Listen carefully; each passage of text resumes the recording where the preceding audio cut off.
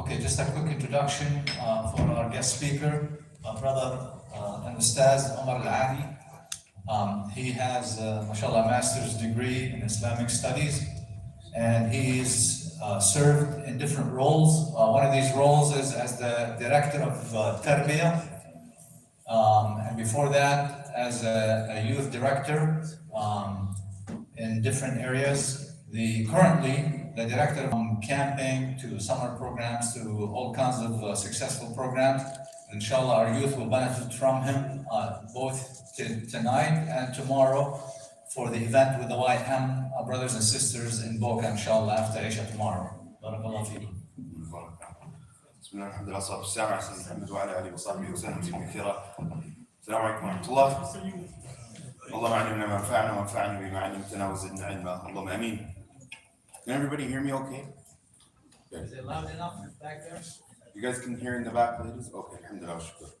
So, I know I was supposed to discuss preparing our hearts for Ramadan, but I thought I'd take this opportunity to discuss something.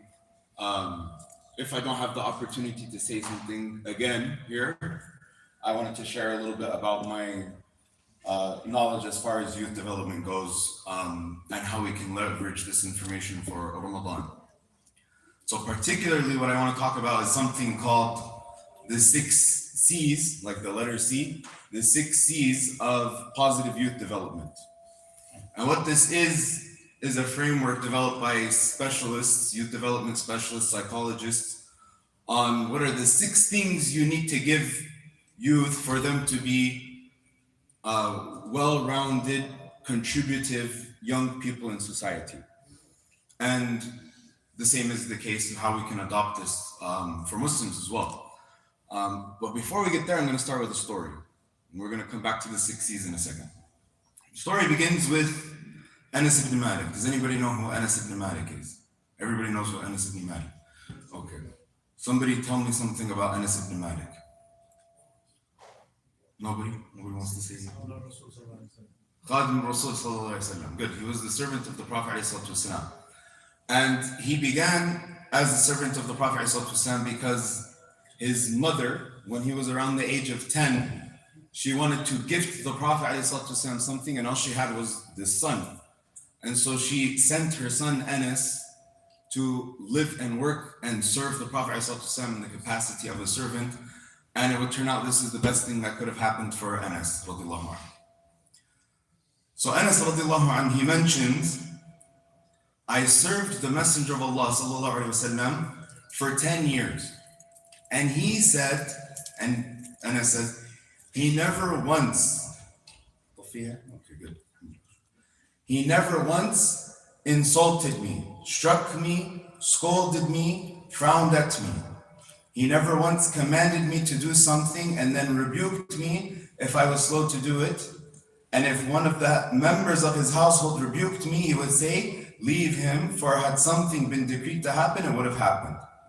So the Prophet ﷺ was extremely gentle with Anas, and it impacted Anas a lot. So Anas narrates that one time the Prophet ﷺ sent him on an errand to go and deliver something to somebody else in Medina. So Anas said, he narrates, he said, I was on my way to go and deliver the thing the Prophet ﷺ had sent me to deliver, when in the streets of Medina I saw the young boys playing.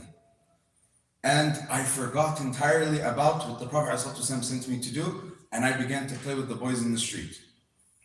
And Anas continues, he says, after a while I felt a hand touch the back of my neck, and he mentions, he says, I know whose hand it was. I think he knows it's the Prophet ﷺ. He knows the hand of the Prophet ﷺ on the back of his head, on his neck. And he mentions in a way, it's like my heart sank. I remember what the errand was that the Prophet ﷺ sent me to do. So Anas turns around to the Prophet ﷺ, and the Prophet ﷺ asks him, says, what did you do with what I sent you to do? And in one narration, Anas says, I have it here, I'm going to go deliver it now. In another narration, the Prophet ﷺ says, give it to me and I'll take care of it and you go back to playing. And Anas ends this story by saying, the Prophet ﷺ never once asked me, why did you do this? Why did you do that? So that's the story. And this story impacted Anas a lot. Radiallahu anhu. Now, what does this have to do with the 6 C's of positive youth development? In this little incident, we can see that the Prophet ﷺ implements and exhibits usage of each of the 6 C's in positive youth development. And this is something we have to have researchers come and tell us these kinds of things, but it's in the Sunnah of the Prophet ﷺ already. And the 6 C's come and give us a nice, wonderful framework to work with. So what are the 6 C's? Again, the question that is asked is, what do young people need to thrive and how do we cultivate it? So here's the 6 C's. I'm going to give them to you, inshallah, and we try to remember them. Number 1, competence, skills. Number 2, confidence, identity, courage. Connection, relationships. Character, virtues, values, and ethics. Number 5, caring or compassion. You can say either one, caring or compassion. And number 6, contribution. Contribution. So these are the 6 C's. Now,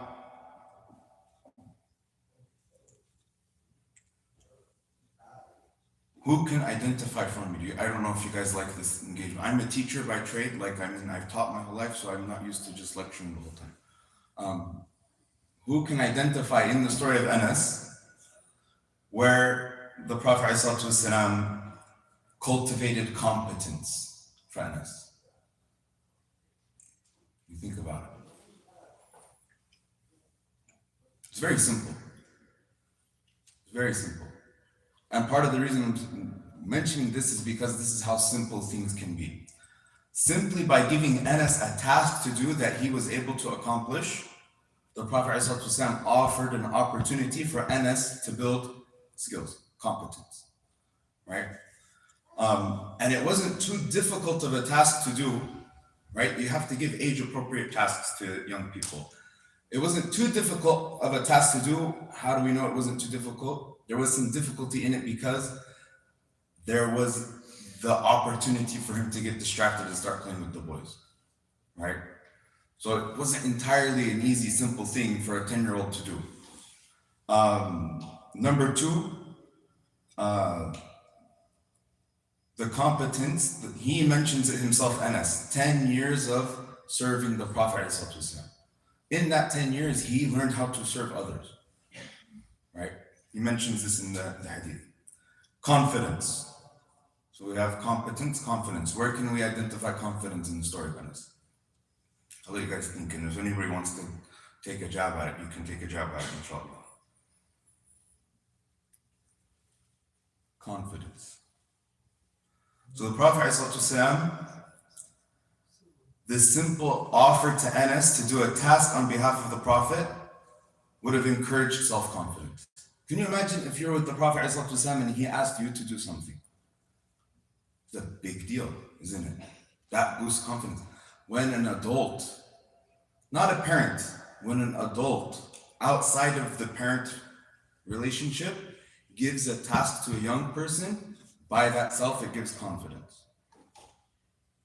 And this is where we're going to go with at the end of this, inshallah, is what you can do in Ramadan. Parents and community members are going to give you some tips and tricks, inshallah, ideas of what we can all do to develop these 6 things with young people. And it's as easy as just, an ammu from the masjid, an uncle from the masjid, or an auntie from the masjid, grabbing a young person and say, hey, I need your help with this. Come and do this right now.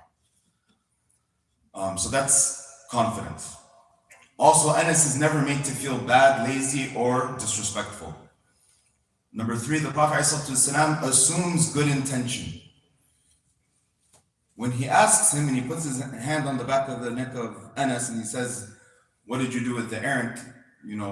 He didn't assume he failed at the mission. He's asking, what's the situation with it?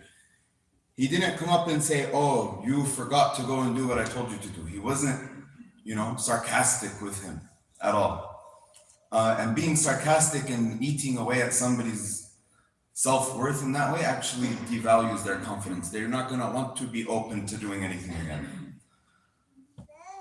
Lastly, confidence. Anas feels safe enough to admit fault and immediately comply. When he says, Ya Rasulullah, I completely forgot, I'm going to go and take care of it now, he felt safe to say this. He didn't shut down and, stop having a conversation. So that's competence and confidence. Connection. If there's anything the Prophet ﷺ was very, very, very good at with these 6 things, was connections. Prophet ﷺ was a master relationship builder. To the point, what's his name? What's the Sahabi's name? Who's the Sahabi who conquered Egypt? Amr ibn As. Amr ibn As, radiallahu anhu, thought he was the most beloved person to the Prophet ﷺ. Like the Prophet ﷺ loved him so much. So he went and asked the Prophet ﷺ, Ya Rasulullah, who's the most beloved to you? And the Prophet ﷺ, without hesitation, Aisha, radiallahu anha. So Amr is thinking, I'm number 2. Okay, thumma man, who's next? And then the Prophet ﷺ says, Abuha, Abu Bakr, her father. And Amr is thinking, okay, maybe I'm number 3. He says, okay, thumma man, he says, Umar. At that point, he's like, khalas, I'm at the bottom of the list, I'm not going to keep asking. But the Prophet ﷺ made everybody feel like they were equally important and equally valuable to him. So we see connection, the invitation of the Prophet ﷺ to Anas to do the task. That's a connection. Just going and starting up, Anas, can you go and do this? That's a connection. You're building a relationship. It's a micro example of how relationships are built. The fact that the Prophet ﷺ followed up, he didn't just leave it alone. The Prophet ﷺ went back and checked on Anas. Hey, did you do this? Follow up. Number 3, the Prophet's hand on the back of the neck of Anas. Connection.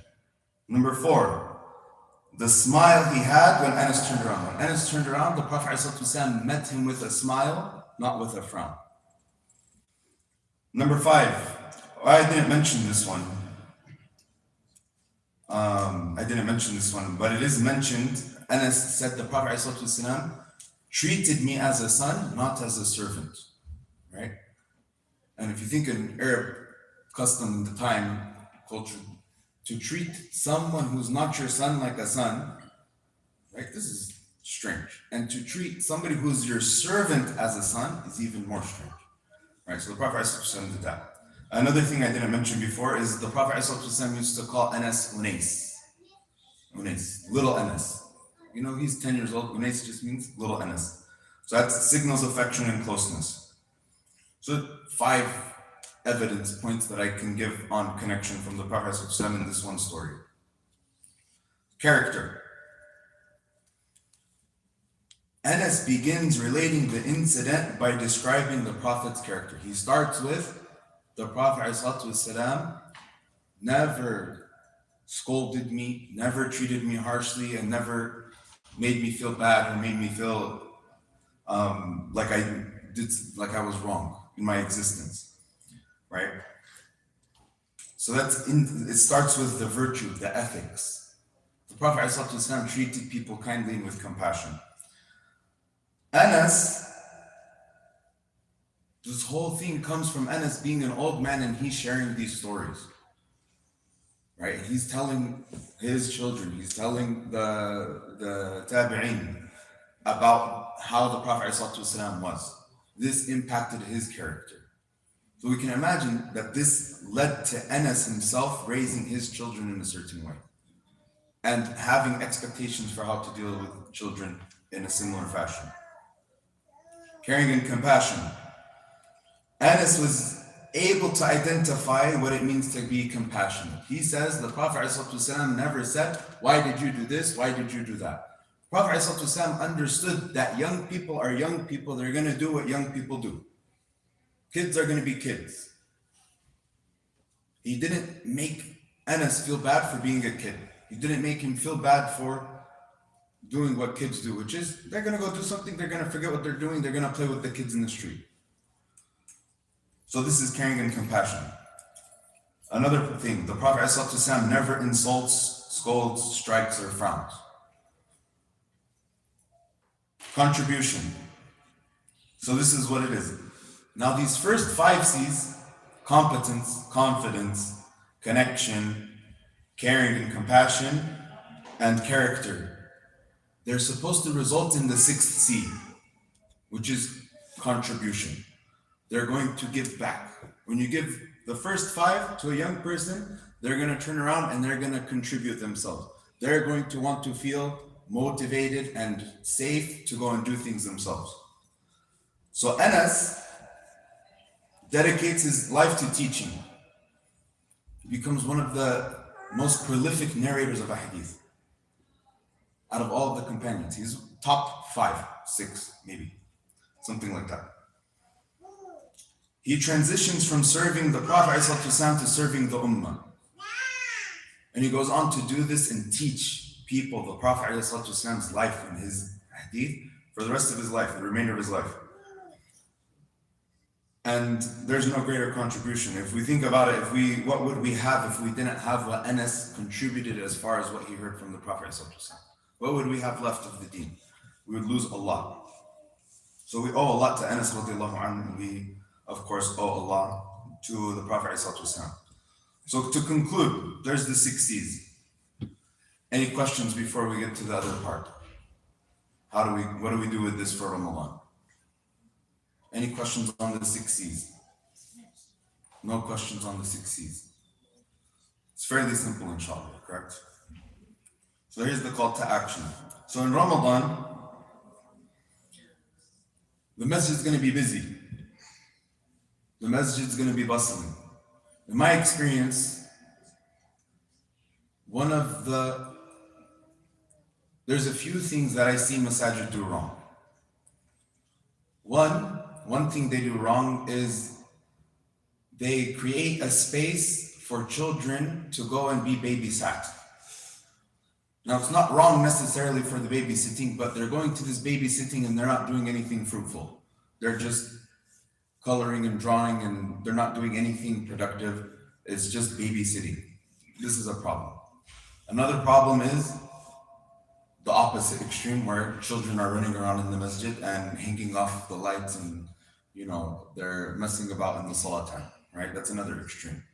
Another extreme I see is masajid put all of the responsibility on parents, right? All of the responsibility on parents. When in reality, the responsibility of every young person is everybody else's responsibility as well, right? When I was growing up,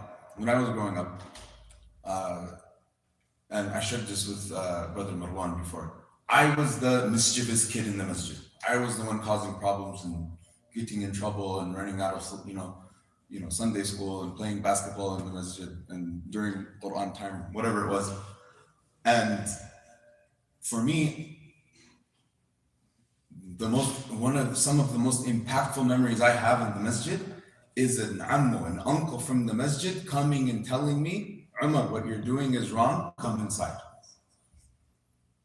Umar, quit bouncing around and jumping around during the salah. Not my father did it as well, but another person. And this is what we're missing a lot in our communities here, is it's because we don't feel safe that other people can, be our children or take care of our children, or that they're going to treat them harshly perhaps, or we're worried about somebody doing something wrong with that. But I think with communication and putting expectations, this can be mitigated and everybody on the same page to say, we're going to kindly just advise the young people and the children and be kind to them and advise them with what's the right thing to do. Hey, Ibrahim, you shouldn't be bouncing around right here. Hey, whatever your name is, you shouldn't be doing this over here right now. Hey kids, why don't you all come in during salah time? Let's go in. That way it doesn't fall on the parents by themselves. Parents are tired. Who's a parent in here? I'm a parent. Everybody else is, mashallah, a parent. If you have more than one kid, you already know you're tired, right? And so there's a reason that they say it takes a village to raise a kid, is because wallahi, it takes a village. You want to raise good kids, you need everybody's support and help. Ramadan is the perfect time for everybody to get on board with this. So that's something. Another extreme is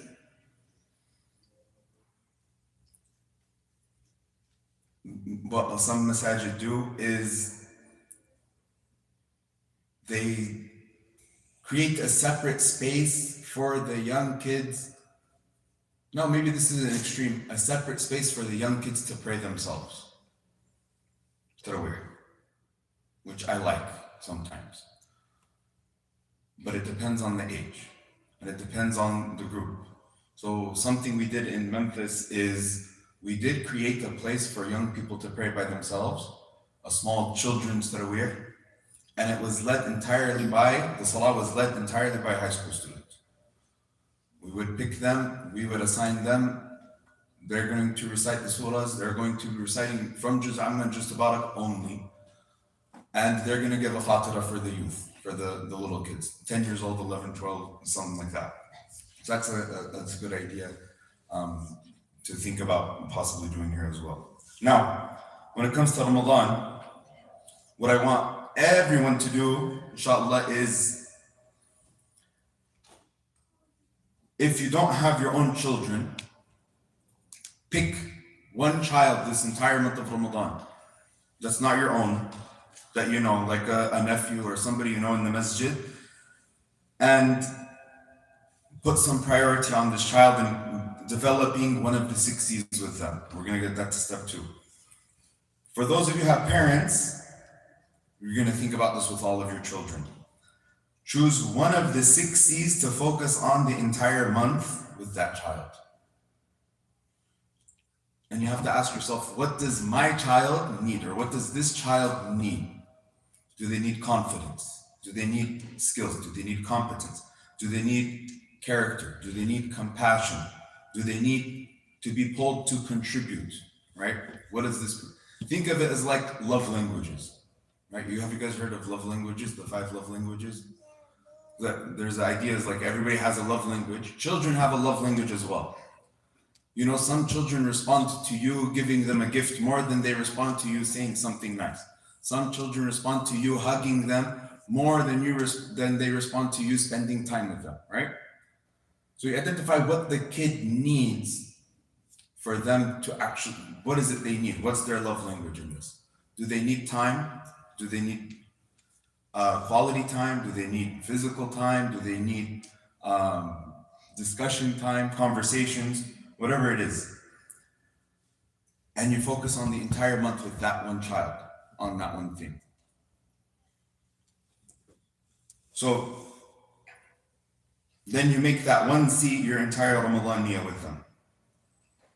And you can list out 5 things you can do with the youth in Ramadan to cultivate the seed. So with competence, we're just going to go through these quickly, inshallah, because we're running out of time. I'm just going to throw out some ideas that I have here. Competence. You want to give your child competence? Give your child a real Ramadan task. A real Ramadan task. Meaning, all of Ramadan, you tell your child, your son or daughter, your job is to set the table for iftar. Nobody else is going to do it. If this doesn't happen, we're not eating. Or we're going to have a hard time getting to iftar. All of these people in the house are hungry, they're starving, they've been fasting all day. It's your job to make sure the table is set for iftar. So now what you did is you gave them responsibility. You gave them competence. You gave them confidence. And you gave them something they can do. And they're going to feel a lot of pride in this activity. Let them complete it imperfectly without rushing to fix it.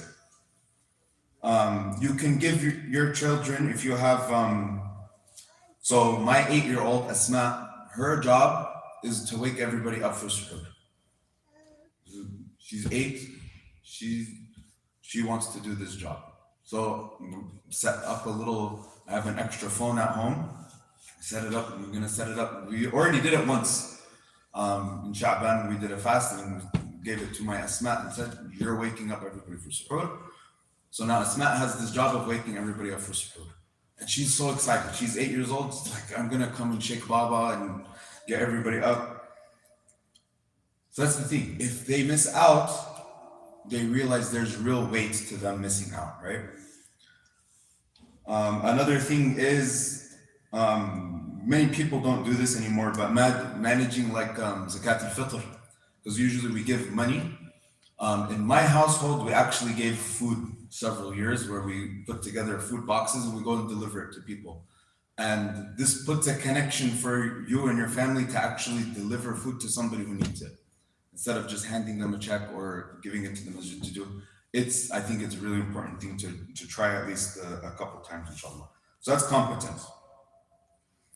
Community members, what you can do for competence, let youth run something. Young people run something. Shoe organization, right? We have the shoes here. Picking a few guys and saying, hey, you guys make sure there's no shoes on the floor. Right? This is your complete job. And you can give them some kind of incentive. If at the end of Ramadan, you could say, hey, we'll give you $50 or something like that. There's nothing wrong with it.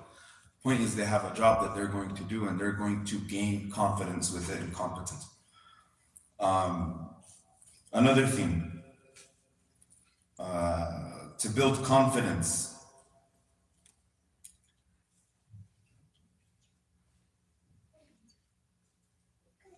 For our younger Muslims, I think something we do really well for the younger kids is we tell them, you guys can fast half the day.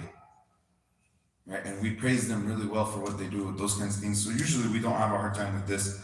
But speaking well of our children in front of others, correcting privately, affirming things publicly in front of them, building confidence, learning young people's names. This is a big thing. If there are youth in the masjid that you see all the time and you see them every day and you don't know their name, this is a problem. Whether you're their father or not, or their uncle or not.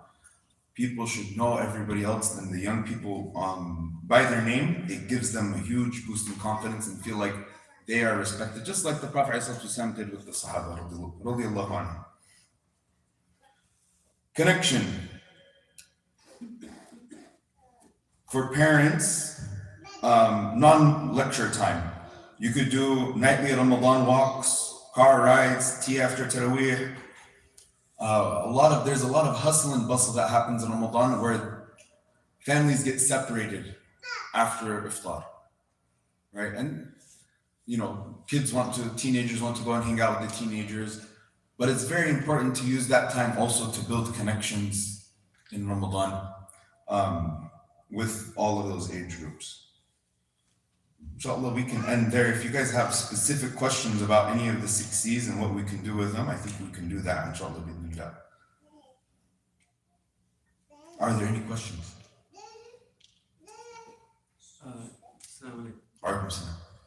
You mentioned you have a Jama'ah for youth led by high school students. When is that happening? Is it after the Beit Tarawih or before the Beit Tarawih? Very good question. So the brother is asking, when you have that side Tarawih happening for the youth, when is it happening? Is it happening before the big Tarawih or the main Tarawih, or before or after?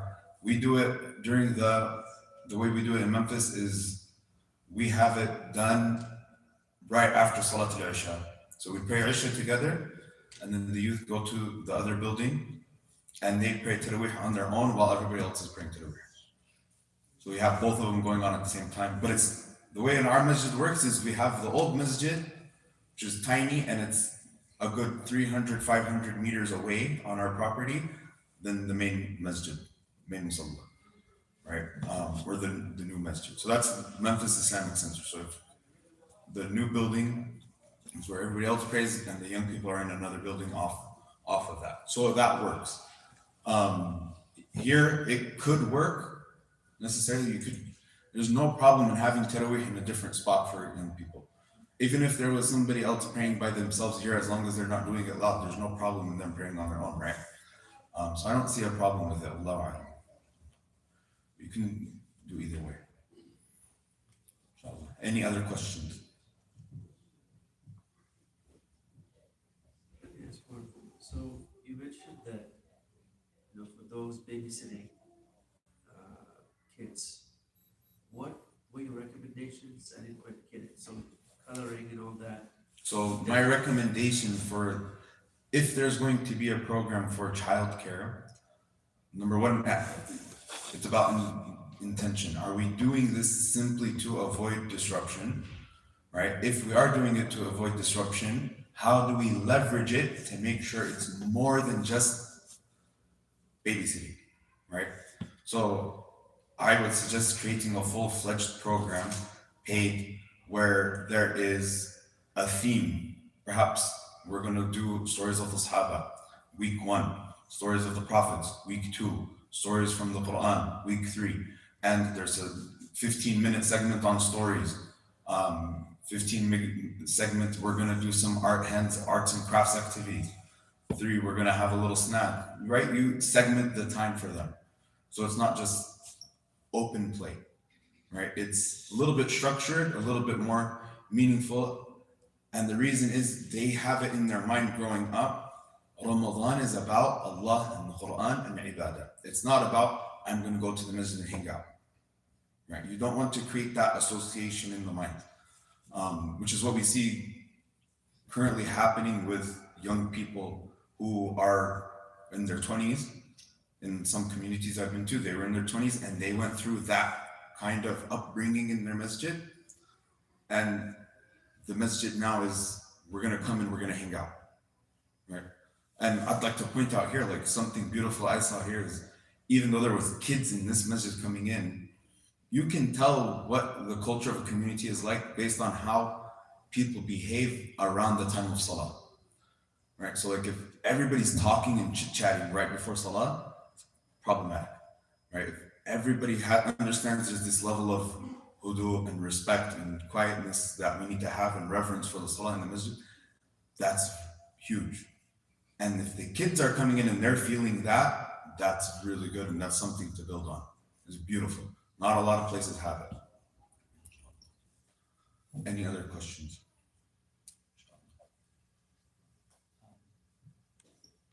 We hear different opinions from different people that want to use Ramadan as more of a festive occasion outside of the masjid hall and bring vendors, have the kids basically, be having fun and enjoying that.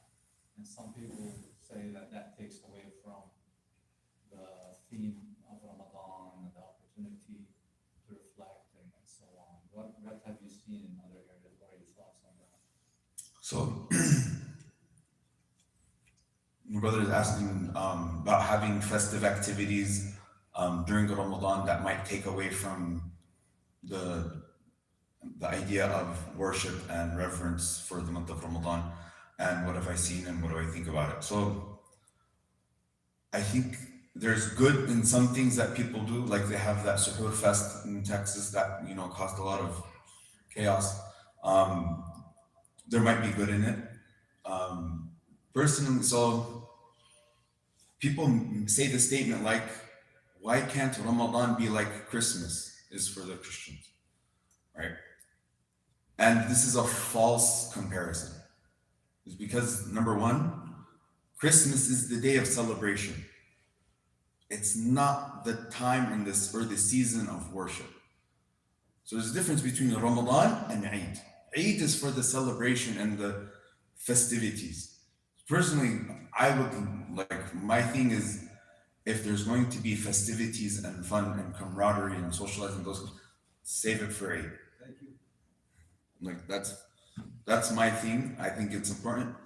And I don't think it hurts necessarily to have some small minor things just to get people feeling more welcome to come to the masjid and to feel more invited to the masjid. But it shouldn't become like the whole big thing. Oh, I'm going to go to this masjid because they got 75 food trucks outside after Tarawih, and you can get, it becomes this whole big thing. That takes, I really do believe it takes away from the point of Ramadan. The whole point of all of it is taqwa. And if we're throwing it out the window with, trying to make this make things look busy and make things look like they're fun and they're enjoyable for everybody, that takes away from the goal that Allah subhanahu wa ta'ala has put specifically for that month. I think it's problematic. Inshallah khair, wallahu a'lam. So this, one of the things you mentioned about giving nasiha to the kids as adults. So when you see them doing things or out of place or when the salah is going on and perhaps calling them in, it's kind of it's a sensitive thing because not all of them have that upbringing to be receptive, for one. Second, and this I have tried, and it goes on deaf ears. A few times that I've tried. It may be because of their age, their background, their upbringing. You know, it's a nice concept, but really the whole community, the parents should. You know, it starts very early on. Yeah. So you kind of steer a little bit, but it's not going to fix it. So here's the issue with nasiha falling on deaf ears. Connection before correction. This is the rule.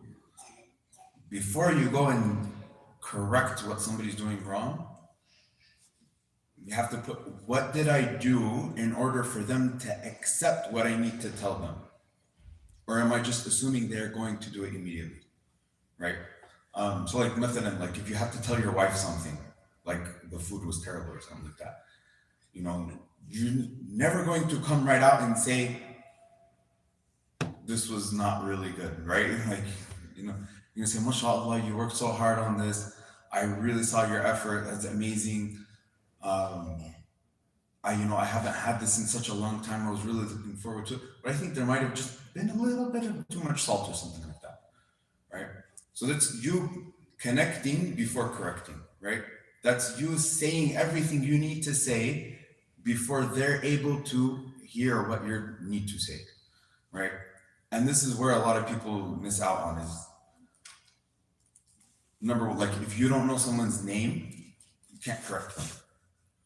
Right? Like, hey, you young person, stop what you're. I'm not gonna listen. Like, you don't know what I'm doing.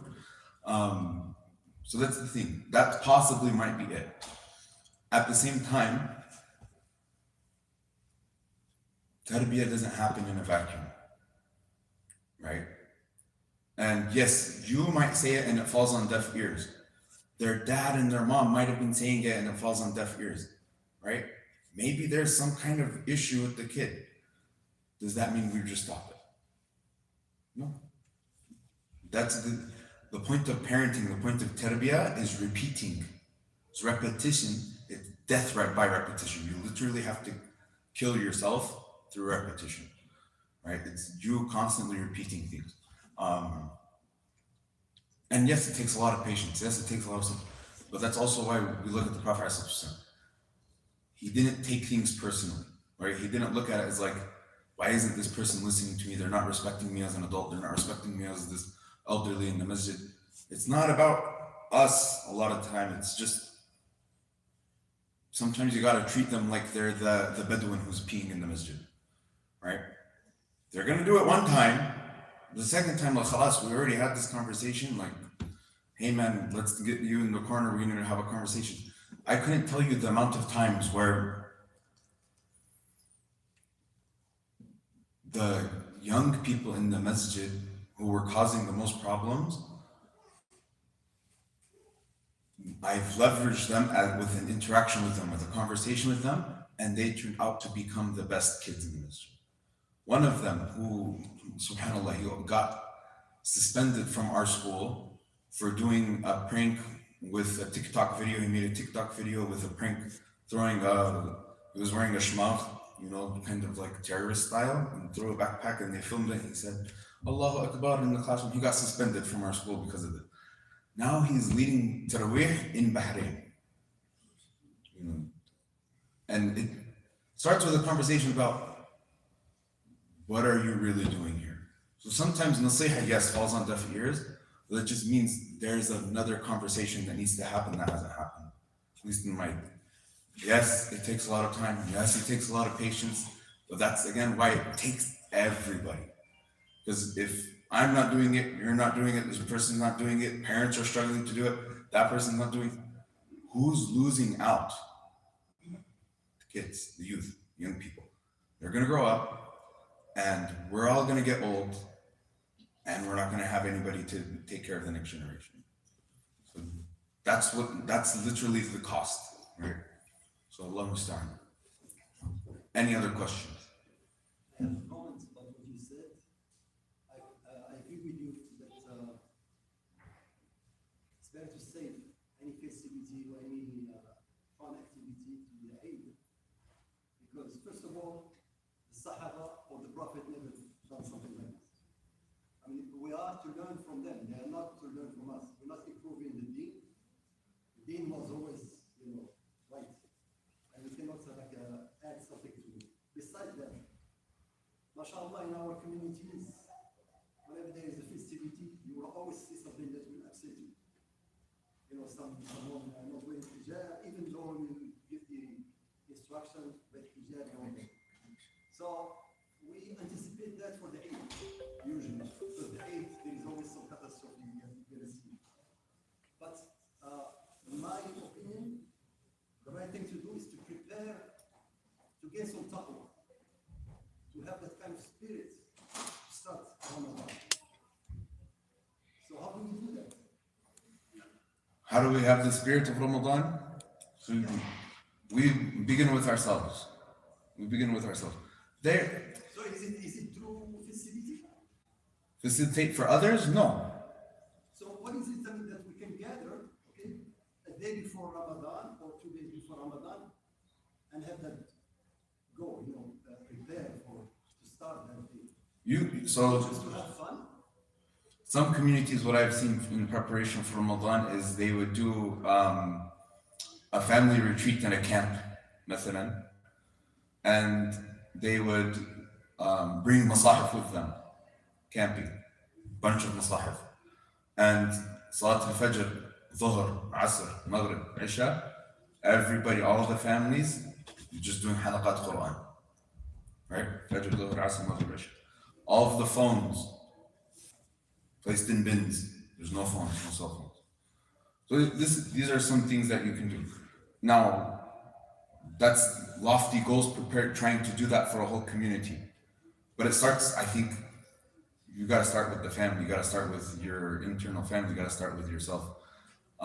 As far as the other issue goes, like the festivities and things during Ramadan, I wouldn't go as far as to make it a point of bid'ah, because this is not the realm of. I'm not saying bid'ah, but I see things that can come from it. Yeah, there's things that can come from it, and you can close the door, set the door out, and those kinds of things.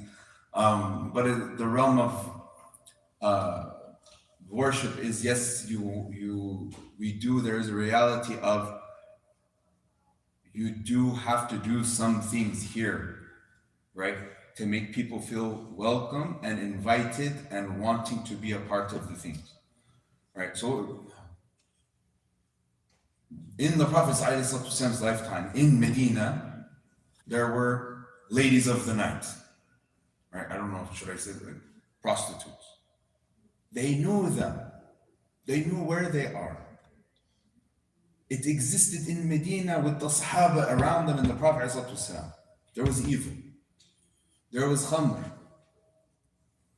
Wahshi, radiallahu anhu, one of the companions, was a known drunkard and would get whipped by Umar radiallahu anhu in front of others. He was a companion. They had these issues, right? But they were never prevented, and we still say radiallahu anhu. So we have to be careful to make sure we're not making the masjid a mausoleum of the Salihin and focus on it becoming a hospital of the people who need Allah subhanahu wa ta'ala and who need taqwa and who need hidayah. And it's done through softness and gentleness and not coercion and not fear and not making people feel unwelcome. Right? That was my little bit with that and my advice with that, inshallah. Just to follow up on that, and everybody's journey in faith is different, so we can't assume that we're all at the same level. No. We have to cut some slack for others to get to their level, inshallah. Since we talked about the subject of preparation for Ramadan on a personal level, so that Ramadan doesn't, show up tomorrow and people are not ready, on a personal level, what do you think are some tips for people to get ready personally? On a personal level, some things people can do to prepare for Ramadan. I think the most important thing is to, number one, assess their relationship with time and what they're doing with it. So like these cell phones, we spend absurd amounts of time wasting on it, scrolling, doom scrolling, whatever, checking Facebook or whatever it is, and Instagram and Snapchat. And there's a little app that I want to share. It's called Stay Focused. If you have iPhone, a'udhu billah, I'm sorry to hear if you have iPhone. But if you have iPhone, it's on iPhone, but you have to pay for it. On Android phones, you don't have to pay for it, and you get the full thing, premium. And you can set your phone to lock certain apps that you want after a certain amount of times, and you can completely shut down. You can't bypass it. This is the point. You cannot bypass it. So like if you go and you do the settings, and I can show whoever wants how to do it, you can put the settings that after 5 p.m. Maghrib, or whatever you want to say, my phone is only going to have Quran accessible on it. I can't open Google, I cannot open Brave, I cannot open News, I cannot open Instagram, Snap. There's no way to actually access it. You can't even remove this app. It takes over complete admin settings of your phone. You cannot touch it. You can put a timer on it and say, I don't want this to be edited for a month. Lock it down. Here's the thing. If you're working only on motivation to avoid things that are bad for you, you're gonna fail. You have to create a system that prevents those things from happening. And sometimes that means I just gotta lock it down. I know it's hard to get rid of the phone. Sheikh Shad al-Masri in New Jersey, one of the things he does is he has two phones. He has a flip phone and a smartphone. And throughout the day, he carries his flip phone, right? Like generally speaking, during the day, he has his flip phone and then a smartphone. That's another way to do it. So that's number one, reevaluate and assess your relationship with phone and with entertainment. A lot of us have Netflix, a lot of us have, Disney or whatever it is. Even I have small kids at home. Something we do at home, because let's be real, there's not going to, if you're already involved in entertaining yourself and your family with the television, it's going to be very difficult to get rid of it and to just go cold turkey. You're gonna come back to it. So one of the things we do in my home is before Ramadan, during Ramadan, all we watch is nature shows. So like if we want to watch something and sit and watch TV, all we're doing is nature. Animals, planet Earth, that's it. On repeat, whatever it is. It's all we're watching. There's no Iftahya Simpson, there's no none of this, there's no anything else. We don't even watch, a lot of people in my family, like a lot of people watch those famous series like Sheikh Umar Sulaiman, they watch those things, they sit and watch them as a family. That's a very good thing to do. It's not something my family does. We watch the nature shows. This is what we like to do. So that's another thing, evaluating your time with the phone, the social media apps, and entertainment, and really putting a goal for those two things. That's number one. Because you can't really accomplish anything in Ramadan if you're still being weighed down by those things that are holding you back, right? Another thing, and this is what I mentioned in the khutbah, pick only one thing, one goal for the entire month of Ramadan and start today. That's it. One actionable ibadah goal. This is a good way to start. One actionable ibadah goal. Meaning, you say, if somebody's struggling with the 5 salawat on top of their siyam, their number one actionable goal is the 5 salawat every day on time. If somebody's doing the 5 salawat on time every day on top of the siyam, their actionable goal might be, I need to pray the sunnahs of every salah. Or I need to pray in the masjid. or I'm going to make the goal of Fajr and Isha in the masjid, or I'm going to make the goal of something there. So there's an actionable goal for ibadah, and then a separate actionable goal with the Quran. Actionable goal with the Quran, something that is specific to you and your abilities. So if somebody struggles with reading Quran, their goal should be, I'm going to spend at least 5 minutes every day or something like this. Maybe even not even have the goal of reciting the whole Quran, but maybe even reading one whole surah. When I was 16, I decided that Ramadan, I was just going to focus on Surah Al-Mulk. Right, and I spent the whole month when I was 16 Surah Al-Mulk. And I memorized it at that time, I didn't have it memorized before that point. So I memorized it in that Ramadan, and I just dug deep in Surah Al-Mulk. I read tafsir, and I read some English translations, and I read this, and I started watching videos on it. And that was a very, impactful thing for myself. So one actionable goal for ibadah, one actionable goal with the Quran, inshallah. And then be easy on yourself. But if you have high goals, so they say if you aim for the moon, right, maybe you'll never get there, but at least you got off of Earth, right? But if you aim for 5 feet in front of you, you might get it, but there's a chance you're only going to get 4 feet away. So the goal is you want to do something high, difficult, right? You don't want to just be complacent and do something you've been doing your whole life and doing the same thing every year. Something, one small thing, something that you can do now, carry through Ramadan, and continue after Ramadan, because that's the goals. You want it to be something you live with, inshallah, bi'idhnillah ta'ala. Jazakumullah khair. Any other final thoughts or questions? Sisters, I feel like we've neglected you. I'm sorry. You guys want the mic or something? No? No questions? I have a question. This time the Ramadan has come during the middle of the school academic year. So the youth, they're going to be extremely busy, with the school work, assignment, juggling that and Ramadan. What's your recommendation on how to, manage these stuff, and especially the masjid, the Ramadan, and the school work? What you have seen work? Exactly what I just said. What I've seen work with students struggling with school and those kind of things. 1 or 2 small goals that they can do, actionable, and that is not too high, but it's reachable and attainable. That is specific to them.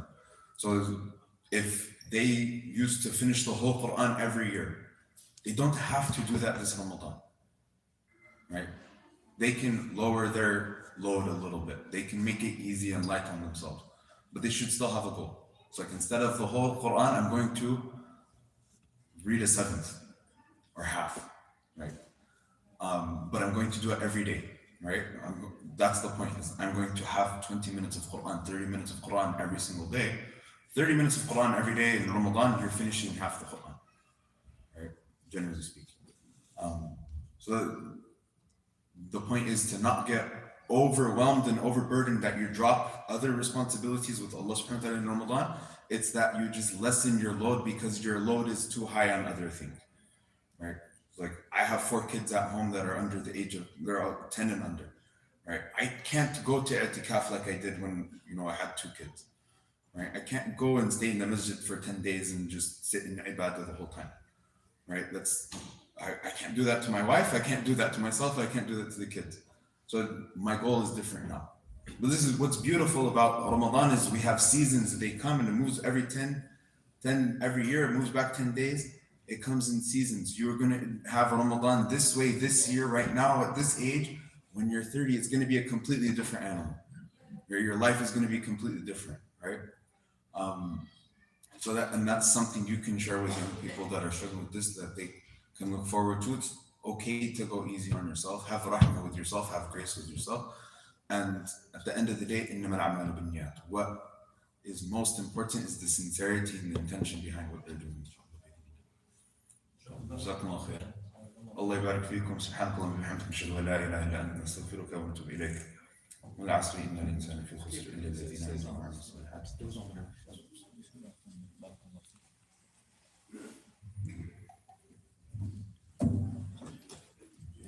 Jazakallah khair, Ustad Omar. And as we said, Ustad Omar will be doing an event with the youth, the brothers and sisters youth, tomorrow night after Isha at ICBR in Boca Raton, inshallah. So if you know any young people, ask him to go there.